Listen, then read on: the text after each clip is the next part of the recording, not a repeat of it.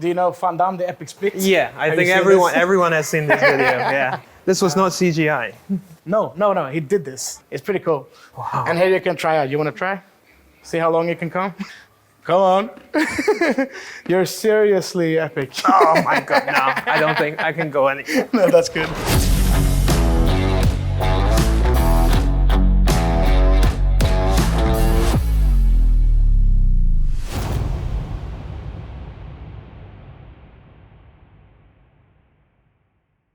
Hey guys, welcome to another SCS on the Road episode. Today we have the awesome chance to experience the World of Volvo. We have Pavel here today. Can you maybe introduce yourself? Yeah, so my name is Pavel, and thank you for having me.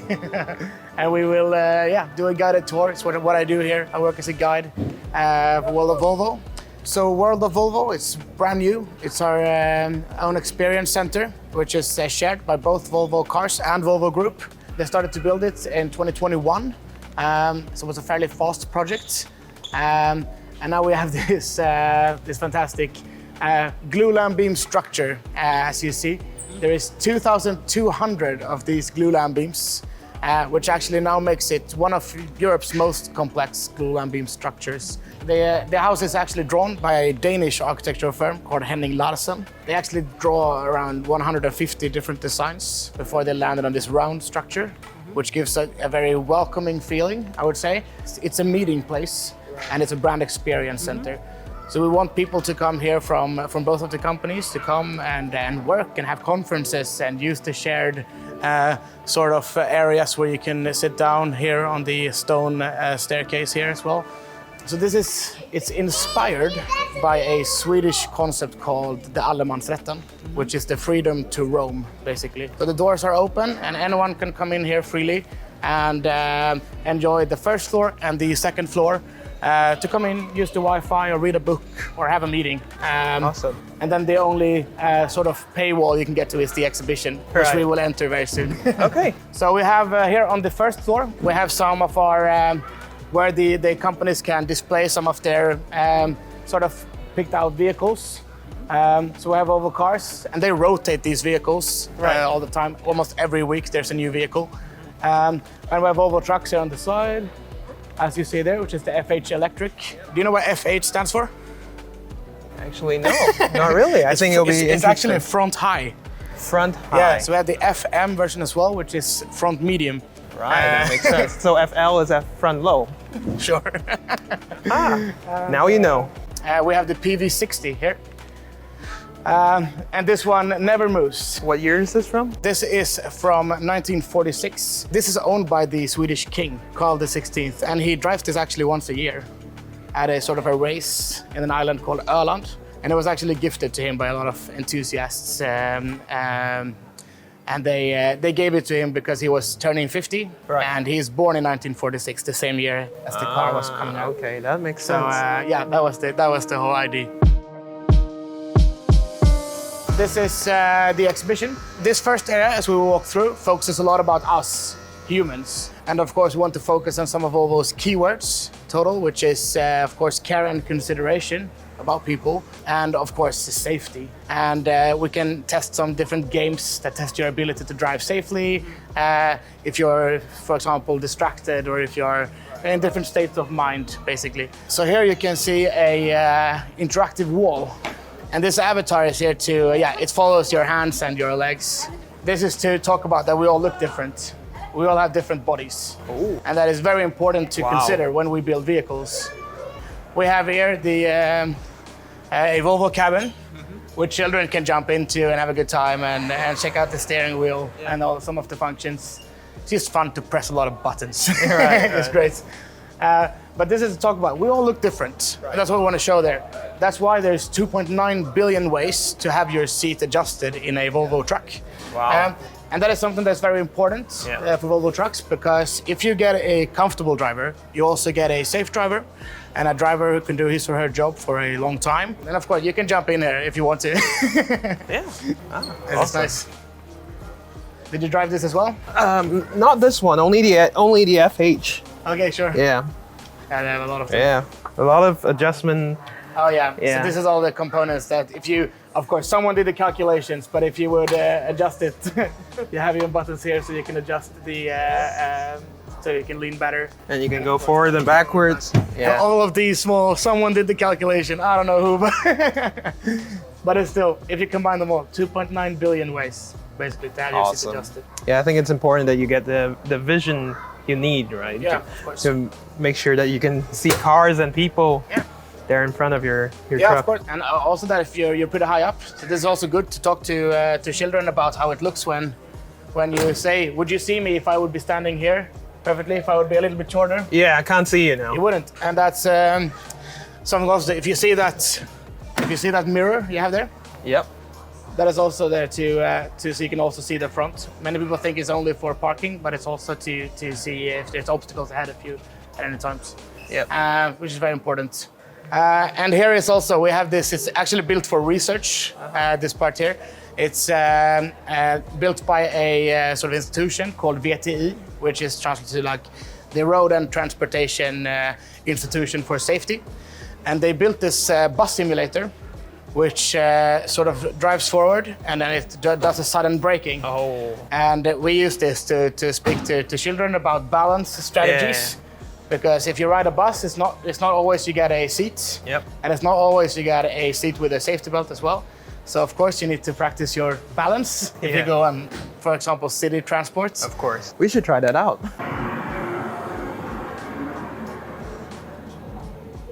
And of course you can.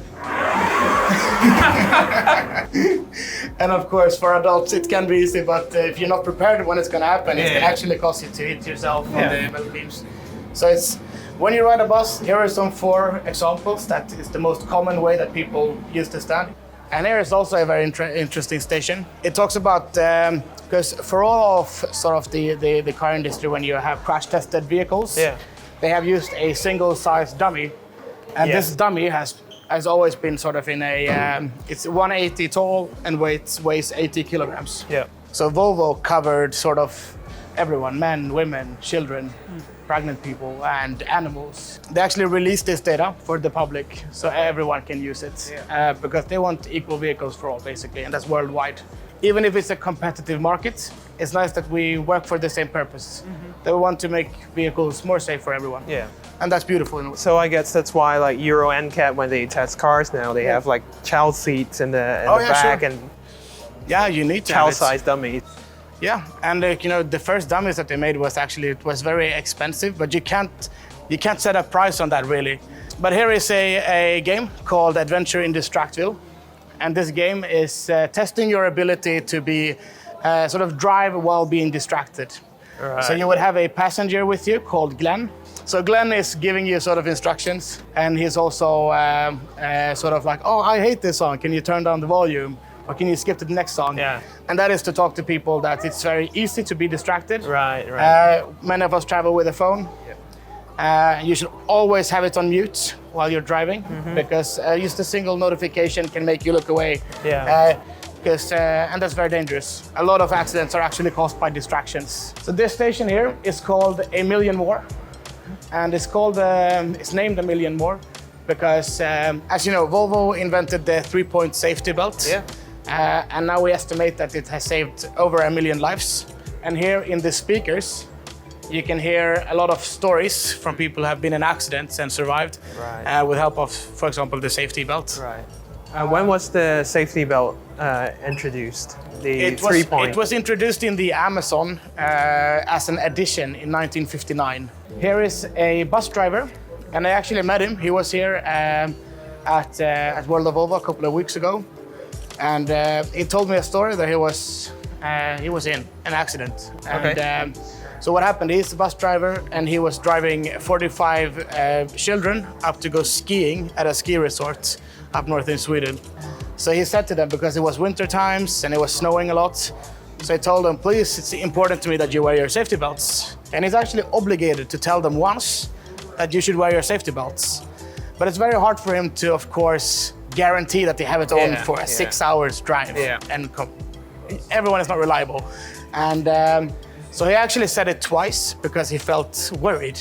Because it was winter times. Then almost halfway through, he there's this phenomenon, it's called black ice, if you're familiar with that. It's sort of invisible ice, you can't see it. Then he's up a hill, and when he goes down this hill, he just loses the grip of the bus. Wow. So he unhooks his safety belt, and he like basically flies out to the passenger area. And he says these exact words to me. We were standing down there. Said, and what I saw was the most beautiful thing in my life. I said, what? What was it? 45 children hanging from their safety belts. Everyone had them on. Everyone listened. And he said that if I wouldn't have said it twice, easily, one of them or a couple of them could have happened under the bus. And it would be a complete different story. Here's the cool installation to talk about the impact of speed. So say if I would be standing like this and just falling forward, that would be like equivalent to crashing in 7 kilometers an hour. Okay. And that I can catch myself. And of course we all can. But if you just be standing up on one chair like this, that would be like crashing in 15 kilometers an hour if you would be falling from there. And that not even a trained athlete can catch themselves. And you see 15 kilometers, 20 kilometers an hour, 30 kilometers an hour. And this actually becomes deadly if you're not wearing all of the features that help us to reduce this impact. Of course, the vehicles are built in a way to absorb impact. Yep. So it's spread out throughout the body. As you can see, here is a crash-tested EX90, which has been crashed in 50 kilometers an hour. This is how they accumulate data to learn more about how the vehicles behave and how we can be as safe as possible, basically. Yeah. It's pretty cool to see how the interior is basically perfect.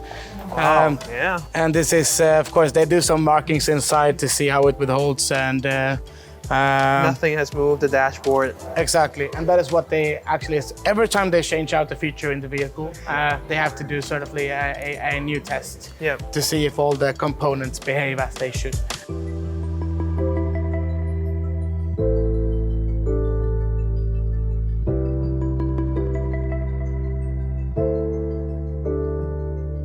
So here are our two founders. So this is the first day of when the RV4 was released. This is their actual desk where they sat. Volvo was founded in 1927. And it's actually sort of like a cool story because both Assar Gabrielsson and Gustav Larsson, they both had this shared dream that they wanted to build a Swedish car that could withstand the Swedish roads. Yep. Because the Swedish roads were terrible at the time in 1927, so a lot of the cars that they were using actually broke down pretty easy. Right. So there was not a strong car enough to go on the Swedish roads. So that was basically the main purpose. But then they went to SKF because they wanted, of course, they wanted money so they can do this, and they needed factories and they needed ball bearings. So SKF would be a natural partner for that. And of course, they had their connections. What SKF said is that you have to build us 10 vehicles to show us that you can do this, that you can build vehicles. And they said, of course, we can do that. So they actually built them 10 RV4s, what was the first model. And they proved to SKF that they could do this. And then they drove them from Stockholm to Gothenburg. So the first Volvo was actually built in Stockholm. But here it is. This is not the original model. It's not one of the 10, but it's this is sort of the cars that they manufactured. And it's called the RV4, which is basically like a open wagon, it stands for. Öppen vagn in Swedish. Not a super hit, you can say. In Sweden, it rains almost every third day. In Gothenburg, for instance. Because it didn't go very well in the beginning as well. So they started pretty early to both manufacture the underpart, the chassis for the buses and both for the trucks. This is the first Volvo truck. Wow. As you see here, this is the engine that they used in all of the 3 vehicles.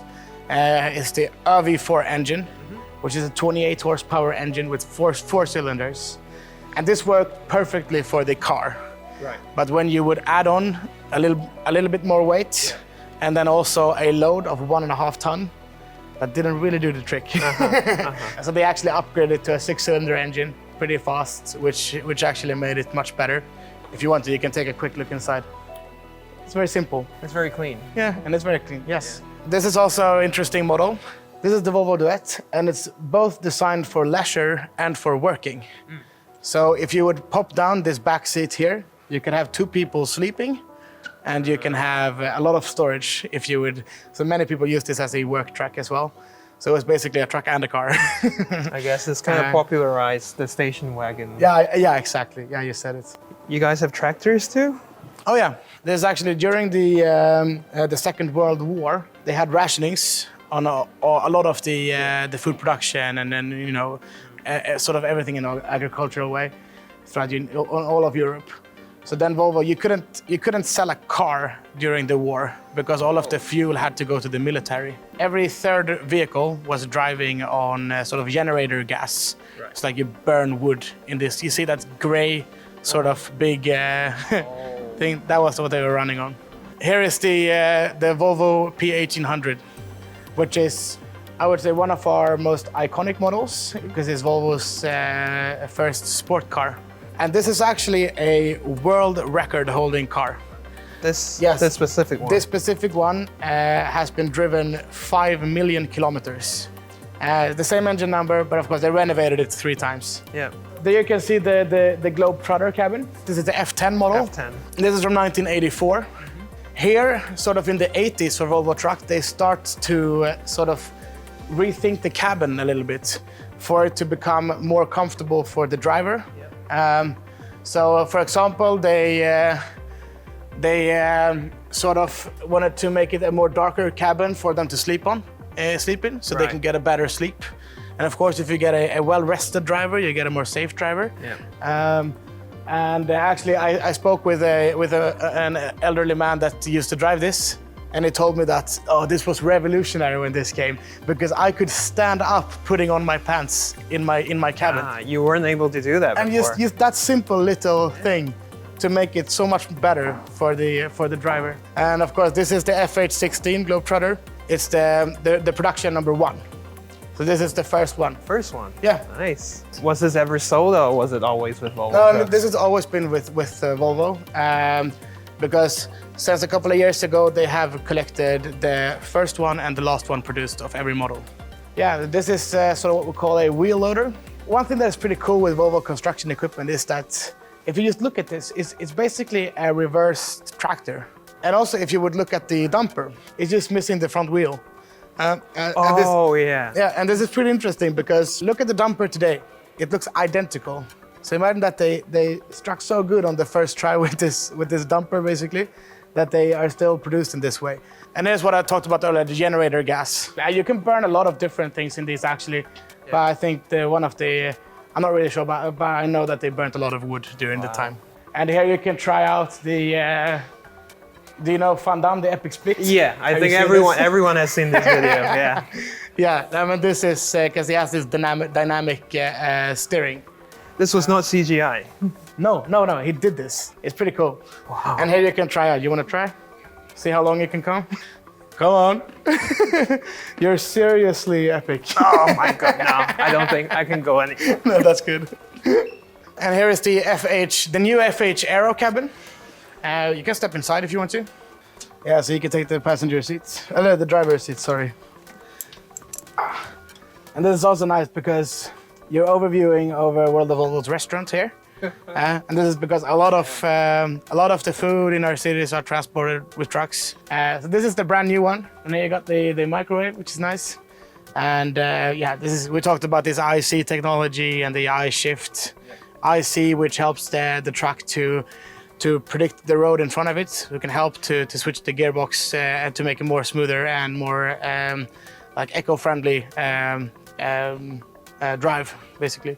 This is what would happen day by day if the trucks would stop moving. So on the first day, milk and fresh bread run out, pharmacists encounter medicine shortages, industrial production is disrupted. And on day 2, some pharmacies are forced to close, grocery stores run out of fresh produce, garbage starts to piling up outside restaurants. But this is, of course, to also highlight how important it is that the transition to fully electric trucks goes smoothly, of course, because we depend on it so much. We depend on trucks so much in the society. I don't think many people know how much we depend on it. Yeah. Air traffic stops. Excessive garbage becomes a threat to people's health, and gas stations run out of fuel. So that's on the 4th day. And then the 5th day. drinking water becomes undrinkable. And this is because they deliver so much of the chemicals that pures the water, of course. Yeah. That's within a week. Day 5. This is within a week. Volvo builds a lot of concept cars to try out new ideas. So this is actually the world's first hybrid car. They actually built this with a gas turbine engine. They actually got a lot of inspiration from the submarine industry, where they started building this vehicle. And then they combined it with an electric engine, so the gas turbine would charge up the electric battery. And, so it never actually drives the wheels, it's just to charge the battery. Yeah. We have the Volvo VESC, which is the concept here is that you want to build a car that is the safest car imaginable. So they use brainstorms, come up with an idea, how can we build a safe car? And that's also why the bumpers are so enormously long. Yeah. Oh, wow. Here we have reversing camera. One of the car industry's early rear-end cameras. And look at the screen inside as well. Concept cars are never built to be out in production. They're just built so they can learn more about vehicles and come up with new ideas. For instance, this one, the YCC, which stands for Your Concept Car. So a group of four female engineers. So what they did here is there's a lot of cool inventions that actually has come with this vehicle. They actually comes up with keyless entry for vehicles, so that you don't have to press the button to open up the car. It just needs to be near the vehicle and it will open. Yep. And this actually comes with this car. So this, if you look behind you here, it's very cool. Here, this is from 1976. Wow. They built the first electric vehicle. And that's also interesting because, you know, as Volvo Car and Volvo Group is going, Volvo Trucks, of course, is going fully electric. We end the exhibition by showing where we started with our electric journey.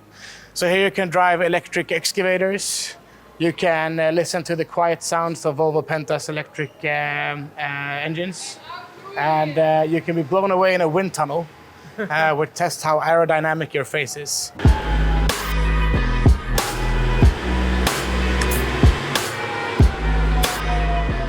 Thank you, Pavel, for the amazing tour of the World of Volvo. I see that you have a very tempting exhibit behind us, so I'll definitely go try this out later. But for now, you know, thank you so much for showing us around. Great, thank you. Make sure to come check out the World of Volvo. Really nice place to be in if you're around the area. So thank you very much today. Yeah, thank you very much. Thank you for your time. Nice thank you for showing us around.